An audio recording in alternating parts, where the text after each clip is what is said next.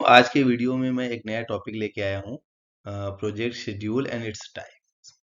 दोस्तों, शेड्यूल को वैसे सही वर्ड है स्केड्यूल, बट हम लोग ज़्यादातर इसको शेड्यूल ही बोलते हैं, तो ठीक है, मैं इसको शेड्यूल बोल के बात करता हूँ ताकि आपको भी थोड़ा सा ऑड ना लगे। तो project schedule and it's type. तो प्रोजेक्ट शेड्यूल कितने तरह के होते हैं, उनका हम कहाँ कहाँ यूज करते हैं, L1 शेड्यूल क्या होता है, L2 क्या होता है, L3 क्या होता है और कितने तरह के होते हैं वो भी हम देखेंगे।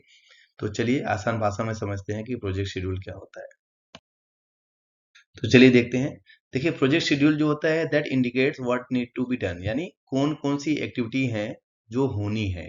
ठीक है, वो which resources must be utilize, और हमको उस एक्टिविटीज को कंप्लीट करने के लिए जो भी रिसोर्सेज लगेंगे, may be man power, resource, crane, TNP, जो भी लगेंगे, वो क्या क्या चीजें लग सकती हैं, मैं इन कंस्ट्रक्शन की भाषा में बोल रहा हूँ। And when the project is due, कौन कौन सी एक्टिविटीज ड्यू है, मतलब कब कंप्लीट होनी है, जिसको माइलस्टोन भी बोलते हैं, वो इसमें आपको इंडिकेट करता है प्रोजेक्ट शेड्यूल। सेकंड है, it is a time table, मतलब ये एक टाइम टेबल होता है जो कि एक आउटलाइन देता है कि हर एक एक्टिविटीज जो इसमें मेंशन है वो कब स्टार्ट होगी और कब खत्म होगी, विथ डेट। तो ये सबसे इंपॉर्टेंट है, जिससे आपको ये पता चलेगा कि नंबर ऑफ जो एक्टिविटीज हैं तो कौन कौन सी हैं, कितनी हैं, कब शुरू होंगी, कब खत्म होंगी, ये सारी चीजें इसमें मेंशन होती है। तो चलिए एक एक करके देखते हैं। ये सबसे पहला शेड्यूल है L1 शेड्यूल। इसे आप प्रोजेक्ट मास्टर शेड्यूल के नाम से भी समझ सकते हैं। तो ये शेड्यूल में क्या होता है, सिर्फ जो मेजर एक्टिविटीज हैं, मतलब माइलस्टोन्स जितने होते हैं, सिर्फ वही इसमें कवर होते हैं। और इसको कौन रिव्यू करता है, तो जो जिस कंपनी का टॉप मैनेजमेंट है, कंपनी के टॉप मैनेजमेंट हो गए, या जब कोई कॉन्ट्रैक्ट बीड करते हैं हम लोग बिडिंग के टाइम में, उस समय L1 शेड्यूल का यूज होता है। तो ये बहुत ही मतलब बहुत ही क्रिस्प होता है और सिर्फ इसमें माइलस्टोन्स ही कवर होते हैं। तो ये हो गया पहला आपका L1 शेड्यूल। सेकेंड नंबर पे आता है L2 शेड्यूल। तो L2 शेड्यूल जो है, ये है, इसको समरी मास्टर शेड्यूल के नाम से भी जानते हैं। और L2 शेड्यूल में सभी एक्टिविटीज, जितनी भी मेजर एक्टिविटीज हैं, डब्ल्यू बी, कहीं कहीं आपने देखा होगा किसी कंपनी में WBS होता है, वर्क ब्रेक डाउन स्ट्रक्चर। तो WBS के हिसाब से या डिपार्टमेंट के हिसाब से बोल सकते हैं, या पैकेज के हिसाब से जितनी भी मेजर एक्टिविटीज होती हैं वो L2 शेड्यूल में कवर की जाती हैं। और L2 शेड्यूल ही जो है, मतलब ये समझ सकते हैं कि जैसे साइट है या सप्लाई प्रोजेक्ट मैनेजमेंट टीम है या साइट टीम है, तो दोनों के बीच में जो बेस शेड्यूल होता है वो L2 शेड्यूल होता है। तो सप्लाई टीम है तो L2 शेड्यूल के हिसाब से ही प्लान करते हैं कि कौन सा मटेरियल कब साइट पे पहुंचाना है, कौन सा रिसोर्स कब साइट पे जरूरत पड़ेगी, उसके हिसाब से वो अपना प्लान करते हैं। और जो साइट की कंस्ट्रक्शन टीम है, अगर मैं एक एग्जांपल ले लेता हूँ कि कंस्ट्रक्शन टीम के बारे में, कि कोई प्रोजेक्ट को कंस्ट्रक्ट करना है, तो उसमें जो साइट टीम है ना, एचओ टीम, तो दोनों लोग अपने अपने काम को L2 शेड्यूल के हिसाब से करते हैं, उसके हिसाब से प्लान करते हैं। ठीक है। L2 शेड्यूल को रिव्यू कौन करता है, इसको क्लाइंट भी रिव्यू करता है। जो प्रोजेक्ट डायरेक्टर होता है या प्रोजेक्ट मैनेजर होता है, जो उस प्रोजेक्ट का हेड होता है, वो इस शेड्यूल के हिसाब से रिव्यू करता है अपनी टीम के साथ में कि हम जो हमारी एक्टिविटीज है, मेजर एक्टिविटीज, वो कब कब चालू होंगी, कैसे कैसे हमको प्लान करना है, राइट। थर्ड नंबर पे आता है L3 शेड्यूल। तो जो L2 शेड्यूल है, उसी का ही एक जो है और एक्सपेंड करेंगे, जब उसको और डिटेल्स में ब्रेक डाउन करेंगे तो L3 शेड्यूल बनता है।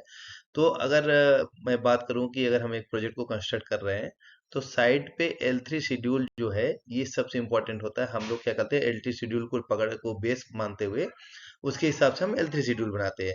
जैसे मैं एग्जांपल लेता हूँ कि मान लीजिए एक स्टीम जनरेटर हमको बनाना है, ठीक है। तो उसमें स्ट्रक्चर है, प्रेशर पार्ट है, या उसकी जो भी रोटरी इक्विपमेंट्स हैं। अब L2 शेड्यूल में तो सिर्फ उसका उस सिस्टम का नाम दिया रहेगा कि ये सिस्टम यहाँ से चालू होगा, यहाँ खत्म होगा। बट L3 शेड्यूल में क्या होगा, उस सिस्टम के अंदर अब कितनी एक्टिविटीज आएंगी वो इसमें मेंशन होगा। जो उसके अंदर अंदर की कुछ और सब कंपोनेंट्स में थोड़ा सा और उसको ब्रेक करेंगे। तो ये L3 शेड्यूल क्या है, L2 शेड्यूल का ही थोड़ा सा और एक्सपेंडेड फॉर्म है, ऐसा आप समझ सकते हैं। ठीक है। इसमें जितने भी क्रिटिकल पाथ हैं वो मेंशन होते हैं। क्लाइंट के साथ जो मंथली रिव्यू मीटिंग होती है, उसमें L3 शेड्यूल यूज होता है। सीनियर मैनेजमेंट जब अपने टीम के साथ रिव्यू करते हैं तो इसमें L3 शेड्यूल यूज होता है। तो ये, और इसमें कंस्ट्रक्शन है, कमीशनिंग के एक्टिविटीज हैं, माइलस्टोन्स हैं, तो ये सारे L3 शेड्यूल में कवर होते हैं। तो नेक्स्ट देखिए, नेक्स्ट है L4 शेड्यूल। L4 शेड्यूल को प्रोजेक्ट वर्किंग लेवल शेड्यूल के नाम से भी जानते हैं। और ये क्या है, ये L3 शेड्यूल जो होता है उसको और एक्सपेंड करिए तो बन जाएगा आपका L4 शेड्यूल। तो L3 शेड्यूल में जो जो एक्टिविटीज हमने मैं देखी थी उनको और ब्रेक कर लीजिए कि उसमें और क्या क्या सब एक्टिविटीज आ सकती हैं। अगर उसको ब्रेक करेंगे तो बनता है L3 शेड्यूल, L4 शेड्यूल बन जाता है। और L4 शेड्यूल में क्या है, इसमें भी क्रिटिकल पाथ जो जो क्रिटिकल एक्टिविटीज हैं वो लिंक रहेंगी। इसको रिव्यू कौन करता है, साइट पैकेज मैनेजर जो है, साइट हेड हैं जो, site engineer, package manager, vendors के बीच में ये L4 शेड्यूल जो है यूज किया जाता है फॉर प्रोग्रेस रिव्यू के लिए। सबसे लास्ट में आता है L5 शेड्यूल। तो L5 शेड्यूल क्या है, इसको रिपोर्ट शेड्यूल्स के नाम से भी समझ सकते हैं। ये क्या है, L4 शेड्यूल से भी और ज्यादा किसी एक्टिविटीज को ब्रेक करेंगे। जैसे L4 शेड्यूल में मान लीजिए किसी एक कंपोनेंट के बारे में बताया गया कि ये मोटर का रेडीनेस है या ये पंप है, इसको रेडी करना है। अब उस पंप के अंदर क्या है, उस पंप को प्लेसमेंट है, फिर उसका अलाइनमेंट है, फिर उसका पॉकेट ग्राउटिंग है, फिर उसका कपलिंग है, नो लोड ट्रायल है। तो ऐसा समझिए कि जो एक्टिविटी जो है ना, डे वाइज प्लान, अभी सिंपल समझ सकते हैं कि एक एक डे वाइज प्लान जिसमें हर एक दिन की एक्टिविटीज अगर आप ऐड करें तो बन जाता है L4। तो ये सबसे लास्ट और सबसे डिटेल्ड शेड्यूल है जिसमें हर एक छोटी से छोटी एक्टिविटीज भी मेंशन होगी। आप अपने कॉन्ट्रैक्टर के साथ में जो डे वाइज प्लान बनाते हैं, मीटिंग कर लेते हैं, रिव्यू लेते हैं, वीकली रिव्यू करते हैं, डेली रिव्यू करते हैं, तो ये L5 लेवल का शेड्यूल होता है जिसको पैकेज मैनेजर, साइट इंजीनियर भी अपने वेंडर के साथ में डिस्कस करता है प्रोग्रेस को मॉनिटर करने के लिए। तो वहाँ पे हम L5 शेड्यूल का यूज करते हैं।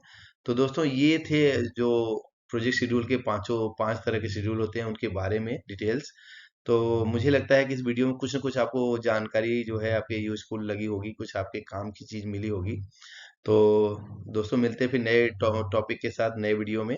तब तक के लिए thank you, bye bye. Thank you for giving your time to watch this video. Thank you very much.